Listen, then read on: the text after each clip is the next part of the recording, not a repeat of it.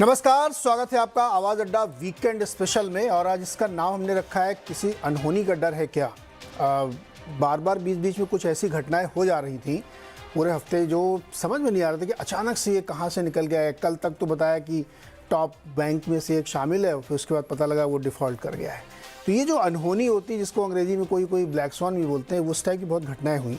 तो हमने सोचा आज इस पर चर्चा की जाए कि जो बहुत सारे इवेंट हुए जिसको एक्सप्लेन करना, जिसको समझना बहुत ज़रूरी है। आपके माइंड में ये सब चल रहे होंगे कि ये क्या हो रहा है बाज़ार में और क्या क्या हो सकता है।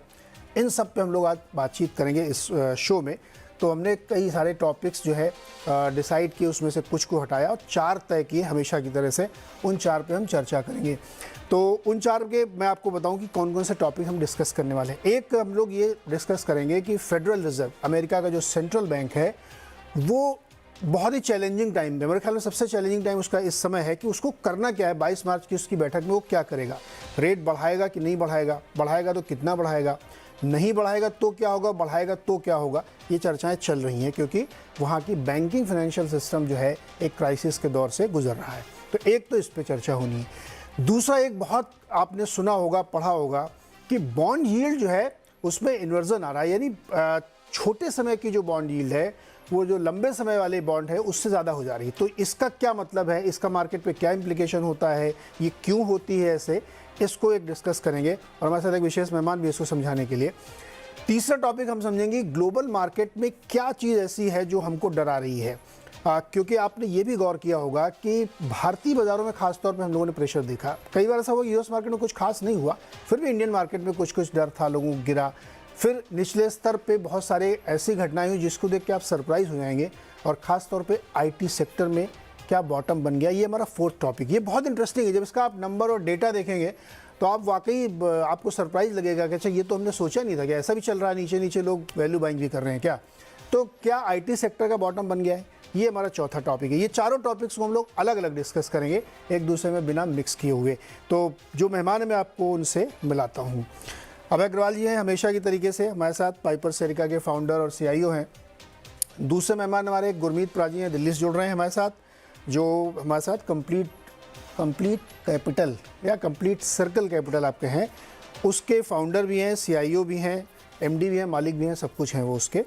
और अनुराग शाह अमेरिका से जुड़ रहे हैं हमारे साथ, एनसेट कैपिटल के हैं और फेड की जानकारी ये लेके आए हैं। अंदर की खबर की क्या करने वाला है आज आपको पता चल जाएगा। 22 मार्च की खबर आज ही मिलेगी आपको।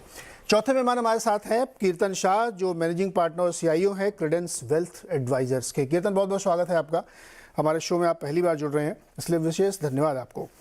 तो ये जो 4 टॉपिक हमने सोचा डिस्कस किए जाए, क्योंकि ये आपके टॉप ऑफ द माइंड में और यही अगले 10-15 दिन प्ले आउट होने वाले हैं। तो इसी पे हम लोग डिस्कस करेंगे। और हमेशा की तरह यूजुअल सस्पेक्ट आप तो जानते ही हैं, जहाँ से कांड होते हैं और जहाँ होने हैं, अनुराग भाई के पास चलते हैं। अनुराग भाई, एक बार फिर आप ही के पास आ रहा हूँ मैं। एकदम सीधा सवाल है, क्या करेगा फेड? नमस्कार नीरज जी, आपको और सभी पैनल मेंबर्स को। और आपने मुझे वो शाह बना दिया। अब तो आजकल तो शाह का जमाना चल रहा है इंडिया में। तो सेंटर में भी शाह है और मार्केट्स में भी शाह है, तो ठीक है, आई डोंट माइंड दैट। अच्छा, तो इस पे अगर नीरज, सवाल बहुत अच्छा है और इसको सिंप्लीफाई करते हैं लोगों के लिए, आई थिंक, बिकॉज ये बड़ा कॉम्प्लेक्सिटी बन गई है और इसको ना मैं नहीं चाहता हूँ कि we should over think this. और लोग आते हैं रोज और देखते हैं कि यार हम कुछ कर नहीं रहे हैं, and then we are getting impacted, right. क्या हो रहा है इसमें? तो देखिए, सिंपल बात है, मैंडेट फेड के और किसी भी सेंट्रल बैंक के, और इंडिया में आरबीआई कहें और कोई भी ग्लोबली, उनके 2 मैंडेट्स होते हैं। They are based on Phillips curve. Economics का पुराना कॉन्सेप्ट है। उसमें ये कॉन्सेप्ट कुल मिला के ये होता है नीरज के अनएम्प्लॉयमेंट और इन्फ्लेशन में एक बैलेंस होता है हमेशा। अगर एक को बढ़ाओगे दूसरा कम हो जाएगा, और एक को, अनएम्प्लॉयमेंट को बिल्कुल कम करने जाओगे। आई थिंक एक इंटरेस्टिंग सवाल लोग पूछ सकते हैं कि अनएम्प्लॉयमेंट 0 क्यों नहीं है। यूएस में अभी 3.5-3.6% के आसपास है अनएम्प्लॉयमेंट। यूएस जैसे कंट्री में ये 0 क्यों नहीं है? क्योंकि 0 डिजायरेबल नहीं होता है। कोई भी इकोनॉमी में अबाउट 5% अनएम्प्लॉयमेंट जब आ जाता है तो उसको बोलते हैं कि अब तकरीबन it's a full employment, everybody is employed. क्योंकि वो 5% अनएम्प्लॉयमेंट रोटेशन में रहना भी चाहिए, क्योंकि अगर वो उससे कम हुआ तो इन्फ्लेशन बढ़ जाता है, which means people have more money, workforce की स्केर्सिटी हो जाती है, और फिर वेजेस बढ़ते हैं और वेजेस फिर अल्टीमेटली पास ऑन होते हैं। कुछ वही खेल अब यूएस में हो रहा है। अल्टीमेटली 3.6% हिस्टोरिकल लो है अनएम्प्लॉयमेंट का, और उसकी वजह से लेबर स्केर्सिटी हो रही है। लेबर्स को हाइक्स ज्यादा मिल रहे हैं। लेबर को हाइक्स ज्यादा मिलेंगे तो देखिए, कम्युनिज्म का जमाना नहीं है, बट जो लोग सोच सकते हैं उसको जाके पढ़ सकते हैं कि अगर लेबर हाइक्स होंगे कैपिटलिज्म में तो फिर वो कंज्यूमर को पास ऑन होंगे, तो अल्टीमेटली कंज्यूमर को देने पड़ते हैं। तो कुल मिला के सिचुएशन ये है नीरज कि अभी उनके दो मैंडेट हैं, उसमें वो अनएम्प्लॉयमेंट में बहुत ज्यादा ओवरशूट कर रहे हैं। आई थिंक वो जरूरत से ज्यादा है। They want to bring it down, मतलब अनएम्प्लॉयमेंट को थोड़ा बढ़ाना है। तो उस 3.6% से 4.6, तो करीब तकरीबन इस प्रोसेस में यूएस में अबाउट 2 मिलियन लोग एक्स्ट्रा हैं जो कि अनएम्प्लॉयड होंगे। तब इकोनॉमी बैलेंस में आएगी, इन्फ्लेशन कम होगा। तो ये उनकी मैंडेट की बात रही। नीरज, एक छोटा क्वेश्चन और एड्रेस कर देते हैं जो आपका था कि उनके लिए इंपॉर्टेंट क्या है अभी। देखिए, इंपॉर्टेंट मैक्रो स्टेबिलिटी जरूर होता है और वो उसके लिए काम करते भी हैं, लेकिन अल्टीमेटली उनका जो मैंडेट है वो बिटवीन अनएम्प्लॉयमेंट एंड इन्फ्लेशन होता है। इस समय अनएम्प्लॉयमेंट और ग्रोथ अच्छा चल रहा है, तो inflation is the primary target for them. 22 की मीटिंग को क्या करेंगे, बिल्कुल सही बताया नीरज आपने। हमारी 2 दिन पहले बात हो रही थी। उस समय तो मैं बिल्कुल माइनॉरिटी में था और तकरीबन सभी किससे चैनल्स फेड चेयर से बात हो रही थी क्या? किससे बात हो रही थी? नहीं नीरज, वो ऑफलाइन आपको बताऊंगा, बट ओके ओके गुड। हाँ बिल्कुल। वो जब स्टॉक्स की चर्चा करेंगे प्राइवेटली तब हम बात कर लेंगे। हाँ बट जो जनरली चैनल्स पे ही बात कर रहे थे, वो एक अबाउट माइनॉरिटी व्यू था। हाँ 10% लोग ही कह रहे थे देखिए अब तो फेड रुक जाएगा। But I am more than happy.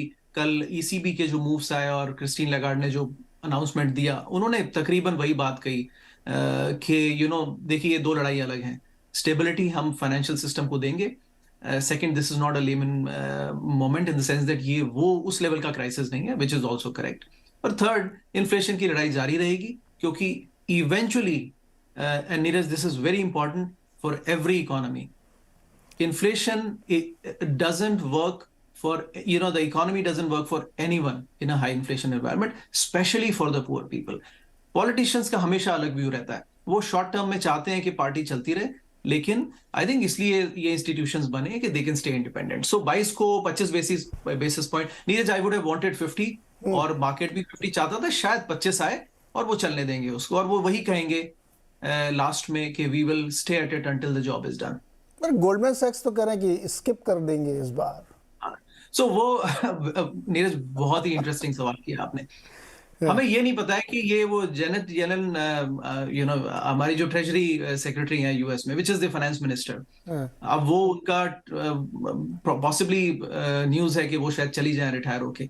उसका रिप्लेसमेंट गोल्डमैन सैक्स से भी आ सकता है नीरज अगली बार। तो क्या तो ये बात है कहाँ सर, ये कहाँ अच्छी पर खबर बताई आपने।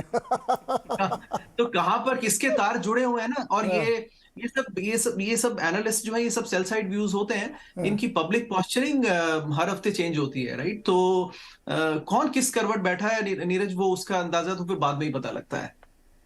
तो I would take it as the economist view, I would take it as a view from a house which has all the political connections, right. देखिए कितना बड़ा कंफ्यूजन है ना। गोल्डमैन सैक्स कह रहा है कि 4 हाइक मुझे लगता था, 1 हाइक मिस करो, बाकी 3 देखी जाएंगी। अब ये कह रहे हैं कि नहीं, हो सकता है कि वो कुछ और मतलब से उन्होंने बोला हो। बट मेरा सवाल आपसे ये है कि अगर मान लीजिए वो बढ़ाते हैं फिर से, है ना, तो जो मार्केट में एक माहौल बनाया गया था कि भाई फाइनेंशियल सिस्टम पूरा आपका ध्वस्त हो जाएगा, मत बढ़ाइए, स्टार्टअप के लिए पैसे नहीं आएंगे, बैंक डूब रहे हैं, तो क्या फेड इतना हिम्मत दिखाएगा, इतना डरेगा नहीं कि नहीं साहब मैं तो बढ़ाऊंगा?